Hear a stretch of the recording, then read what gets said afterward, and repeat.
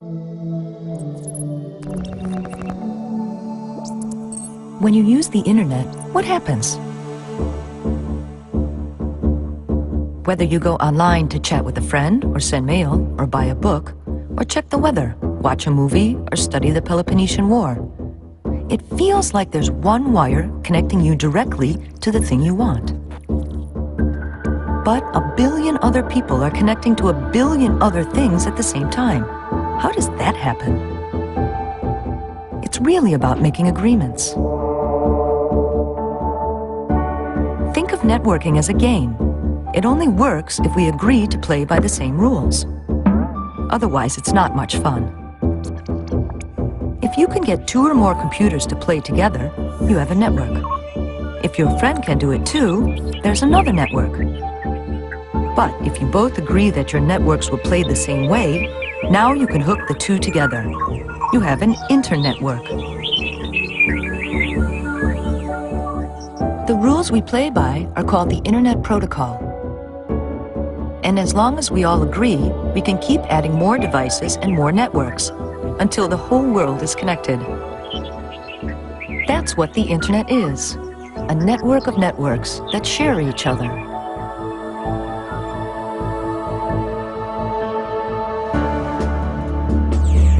Every device on the Internet has its own unique address. Anything you send via Internet is really just a message from one device to another. But it doesn't travel in one big block.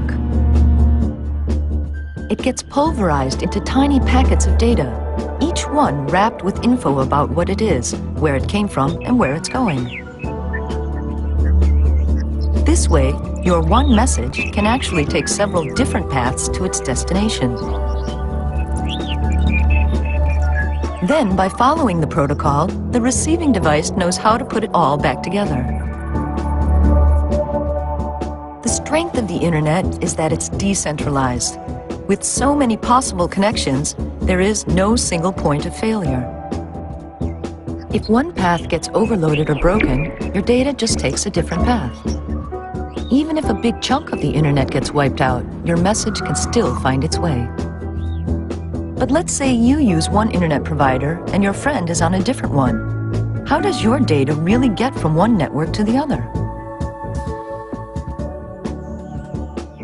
Some companies make private connections with each other to exchange traffic. But more and more traffic is flowing through shared service platforms we call Internet exchange points.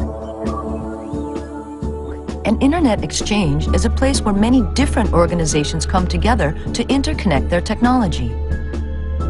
There may be access providers, broadcasters, publishers, social network sites, telecom operators. Really, anybody who relies on network traffic can benefit from the exchange. By connecting in a common place, they save costs, and the traffic between them flows faster and much more efficiently. Traditionally, providers have sold each other passage on their networks. But for some providers who regularly exchange traffic, all that buying and selling can get to be more trouble than it's worth. Many of them saw that if they just agree to meet each other halfway, then everybody's costs go down and the traffic moves more smoothly. Providers are able to make a single connection to the platform to exchange traffic with many participants. This way of doing things is called peering, and it's making the Internet faster and more affordable for everybody. The exchange participants make deals with each other according to mutual benefit, so the peering system tends to regulate itself. It may seem like companies are giving away their services, but in fact, each is providing their part of the whole solution their customers need to most efficiently and reliably exchange traffic. The Internet is open, decentralized, and totally neutral. Its intelligence lives at the edge, not in the core. No single organization controls it, and that's why it works as well as it does. By agreeing to cooperate, we all make the Internet happen. And that's how the Internet happens.